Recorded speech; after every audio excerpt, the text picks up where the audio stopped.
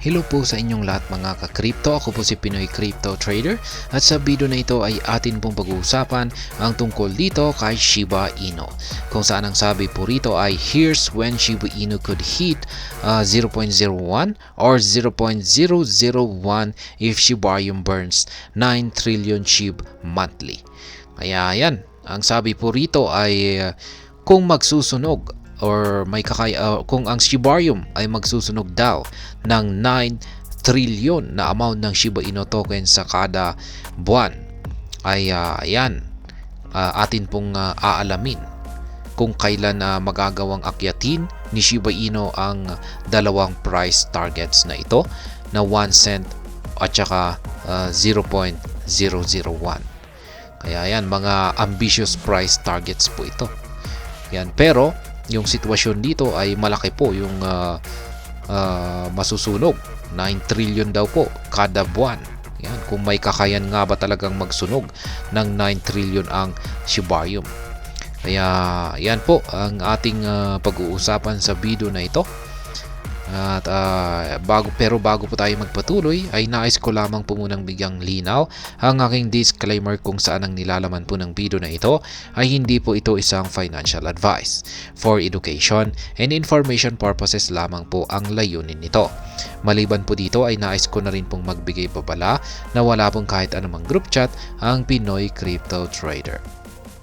Ayan, ang sabi po rito ay Shiba Inu could soar to unimaginable heights in the coming years if Shibarium burns a substantial amount of SHIB, with price projections potentially running into the 0.01 and 0.001 territories.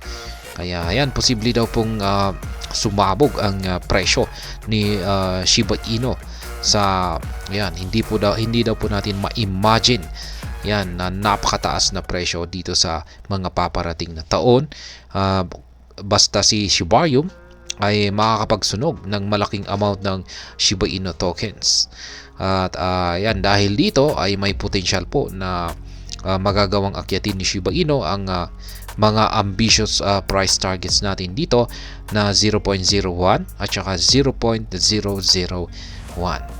Ayan, basta ang kondisyon po rito ay magagawang magsunog ng Shibarium ng at least mga trillion, umaabot po ng trillion na amount ng Shiba Inu tokens kada buwan.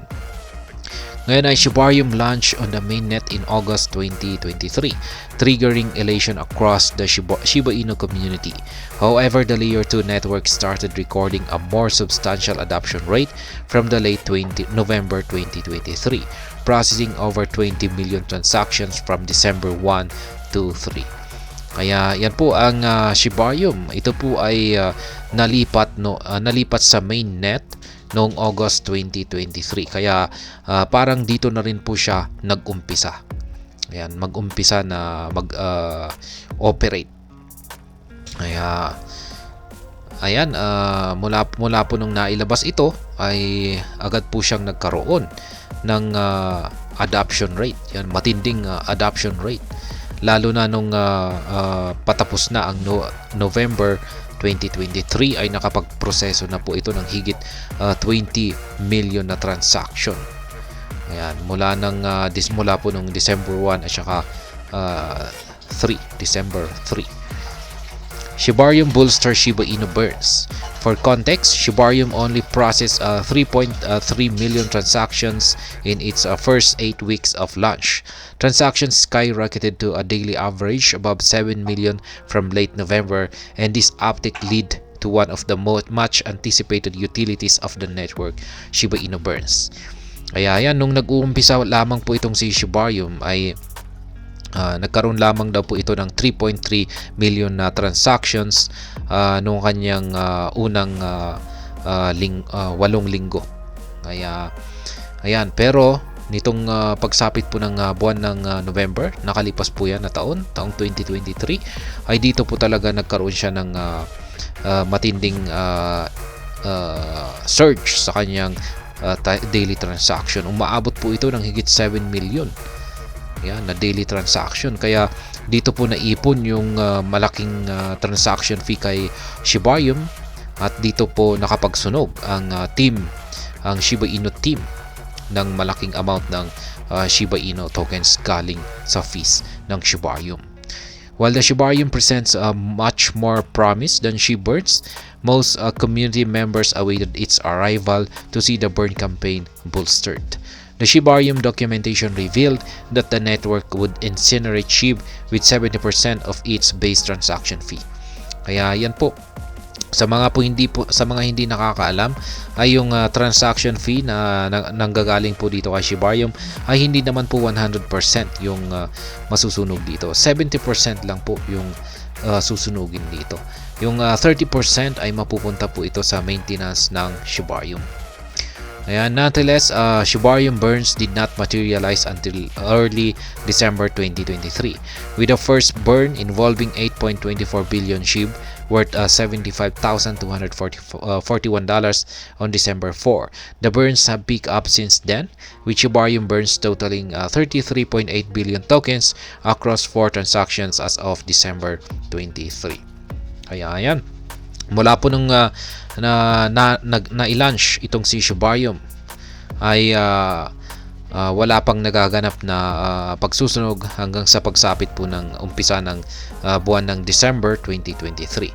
At dito po naganap yung unang pagsusunog kung saan ay dulot po ng Shibarium. At yung unang nasunog po rito ay umaabot po sa 8.24 billion Shiba Inu tokens na nagkakalaga po ng $75,241. At naganap po ito noong December 4. Kaya yan, sinundan pa ito ng 3 beses. Kaya sa kabuuan ay 4 na beses po yung pagsusunog at umaabot po ng 33.8 billion tokens yung nasunog.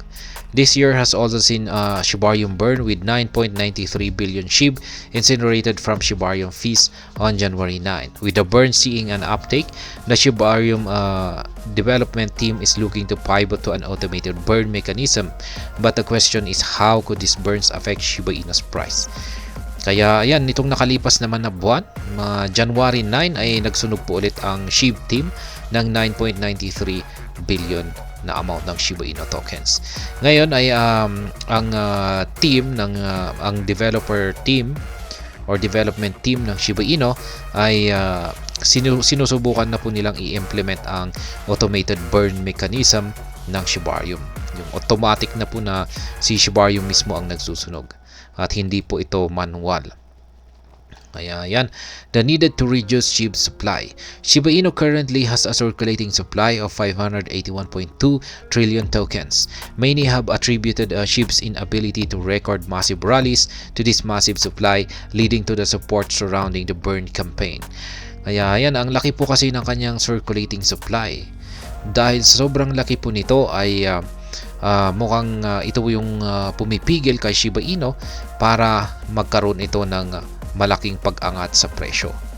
Kaya yan kaya dahil dito ay dito po nagkaroon ng burn campaign ang community ng Shiba Inu. Yan, para mabawasan yung napakalaking supply na ito. Shiba hit its all-time high at 40 digits 8845 shortly after Vitalik Buterin burned 410 trillion tokens in May 2021.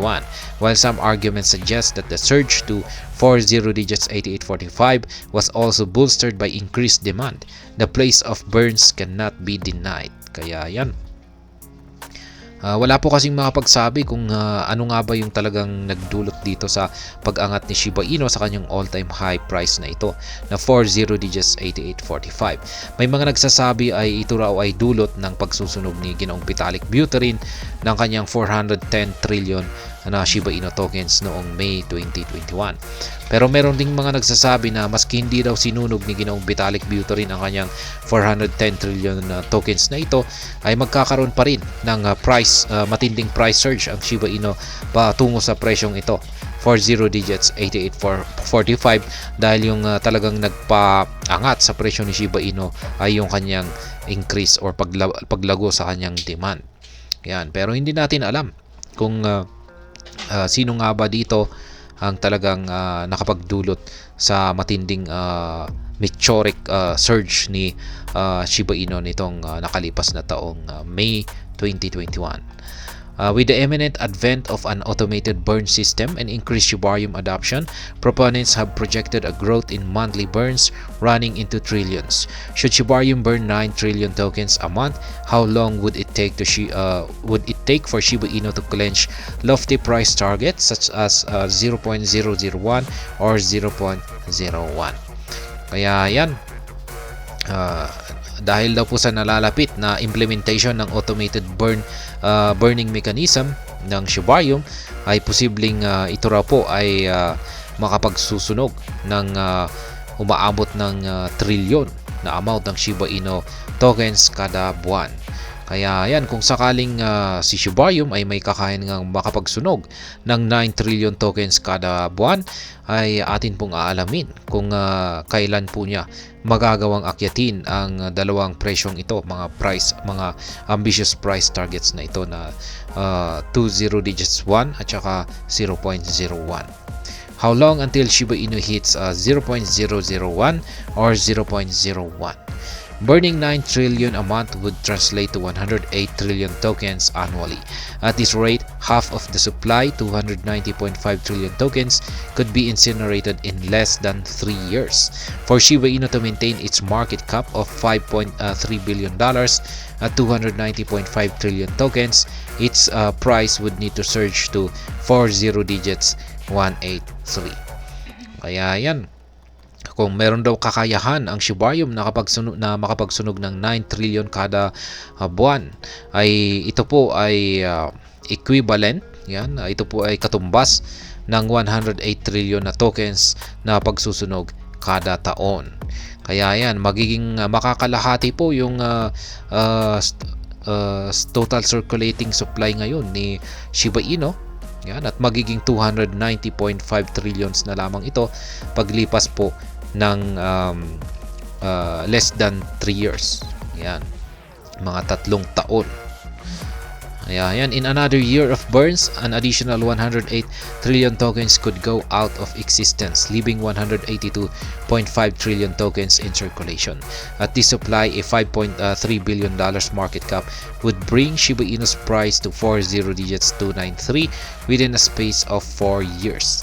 Kaya yan, paglipas daw po ng isang taon ay meron na namang masusunog na 108 trillion na amount ng Shiba Inu tokens, at ang tanging matitirang circulating supply na lamang ni Shiba Inu ay nasa 182.5 trillion na tokens, at ito po ay magdadala sa kanyang presyong 40 digits 293. Kaya yan, for 4 years na po yan.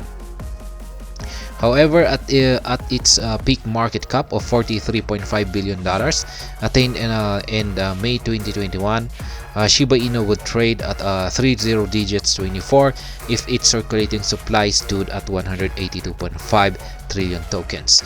The asset would only hit 20 digits 1 at the circulating supply if the market cap reaches $182 billion and 0.01 if valuation clinches $1.82 trillion. Kaya ayan, nung nakalipas daw po kasi na taong May 2021, dito po nagkaroon ng meteoric rise itong si Shiba Inu, ay nagkaroon po siya ng market cap na umaabot po sa $43.5 billion. Ngayon, sa kanyang circulating supply na 182.5 trillion tokens, ayan, ay posible po niyang akyatin ang presyong 30 digits 24. Yan, hindi pa niya kaya na akyatin yung ating dalawang price targets dito. Kaya ayan, kung sakaling nagawa po niyang akyatin ang 20 digits 1 sa ganitong circulating supply, ay yung kanyang market cap ay lalago or tataas po ng $182 billion. Kapag yung 1 cent naman ay tataas po yung kanyang market cap ng $1.82 trillion. Shiba Inu currently trades at 50 digits 907, requiring a 10,925% rise to 0.001 and a 110,153% surge to 0.01. There is no guarantee that Shiba Inu would hit any of these targets. However, this valuation present useful educational insights on the requirements for such a rise. Kaya yan, mukhang kailangan po talaga na yung circulating supply ng Shiba Inu ay maging billion. Yan, dapat ma-reduce po natin mula sa trillion ay maging billion yung kanyang circulating supply para ma-achieve niya yung mga ambitious price targets natin, lalong-lalo na ang 1 cent dream po natin. Kaya yan, hanggang dito na lamang po tayo sa video na ito. Sana po ay inyong nagustuhan ang aking paliwanag dito. Kung inyo po itong nagustuhan ay pakiclick lamang po ang like button nito. Para naman po sa mga bago lamang dito, kayo po ay aking inaanyayahan para mag-subscribe. Pakiclick na rin po ang bell icon nito dahil ito po ang siya magsisilbing notification nito sa mga bago kong videos na akin pong ina-upload sa aking YouTube channel na ito. Marami pong salamat sa panonood. Ingat po tayo lagi at God bless po sa ating lahat.